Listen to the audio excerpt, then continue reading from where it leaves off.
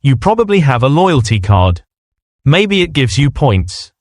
Maybe you receive special discounts. Maybe the app tells you that you are only a few points away from your next reward. It feels like the store is giving you something for free. But there is another side to the story.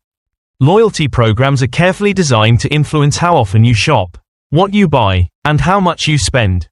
Sometimes, the reward can make you spend more money than you originally planned. So today, let us look at 5 psychological tricks loyalty programs use to influence your spending. And more importantly, how you can avoid falling into the trap. 1. Points feel like free money. Loyalty points do not feel like real money. When you see 500 points in your account, you usually do not think about the money you spent to earn them. Instead, your brain sees the points as something you received for free. That changes the way you think about shopping. Imagine you are planning to spend $40.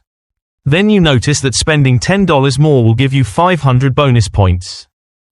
Suddenly, spending $50 feels like a better deal. Your attention moves away from the money you are spending. Instead, you start thinking about the reward you are getting. This is where the psychological trap begins. You are no longer asking whether you actually need the extra product.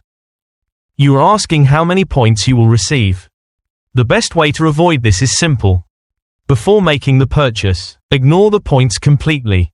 Ask yourself whether you would still buy the product if there were no loyalty program.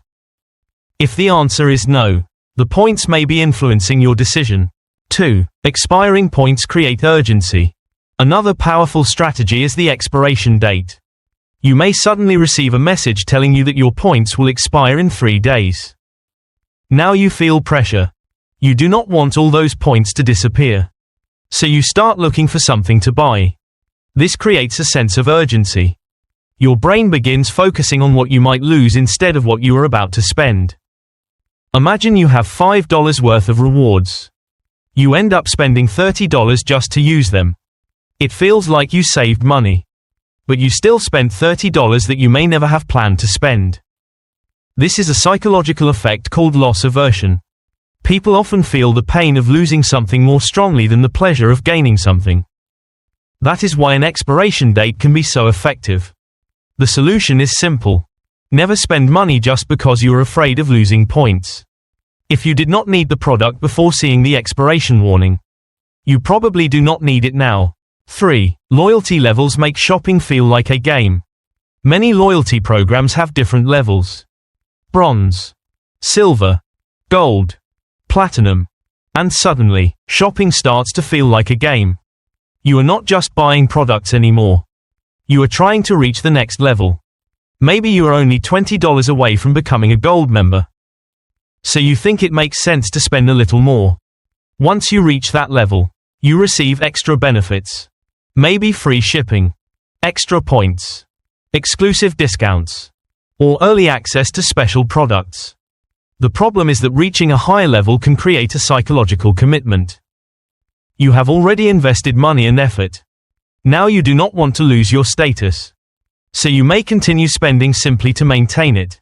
The smartest question to ask is this: would I make this purchase if there were no loyalty level attached to it?